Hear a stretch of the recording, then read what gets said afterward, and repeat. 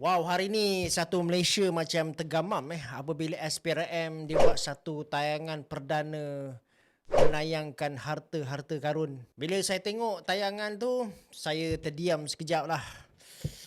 Apa boleh buat guys? Jom kita ulas sikit. Okay guys, basically ini adalah kes yang berkait dengan perolehan tentera yang mana jam mewah berderet, emas bertimbun, duit tunai sampai berikat-ikat.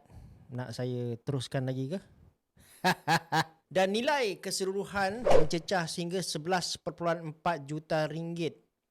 Wow, ini satu level kekayaan yang biasanya dikaitkan dengan ahli-ahli perniagaan. Biasanya dalam kes macam ni, aset yang kena rampas ni akan dibekukan sementara lah dekat bawah peruntukan undang-undang pencegahan pengubahan wang haram dan juga hasil jenayah. Dan ini akan berlangsung sementara siasatan dan pendakwaan berjalan lah. Tujuan dia adalah untuk pastikan aset-aset tu tak dipindah, dijual ataupun dilupuskan sebelum mahkamah buat keputusan yang muktamad. Kalau pendakwa raya berjaya buktikan yang aset tu hasil rasuah ataupun salah guna kuasa, mahkamah boleh arahkan lucut hak kepada kerajaan. Tapi kalau gagal dibuktikan, aset tersebut secara prinsipnya akan dipulangkan lah. Sebab itu fasa pembekuan ni penting. Sebab dia lindungi kepentingan awam tanpa terus menghukum sebelum proses kehakiman selesai. Cuma dalam konteks persepsi awam, kes ni dia sangat-sangat berat lah dia punya konteks. Sebab ini bukan satu isu rasuah